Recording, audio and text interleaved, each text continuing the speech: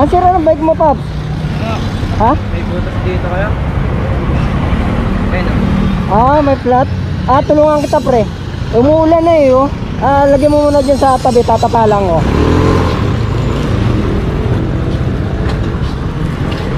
Umuulan na eh.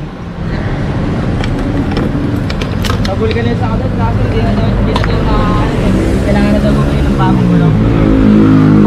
Dinala mo na sa vulcanizing shop yan? Pero taga dito lang din ako. Pinapabili ka na ng bago? Gagawa natin paraan para di ka na maglakas. Umuulan na eh, oh. Dito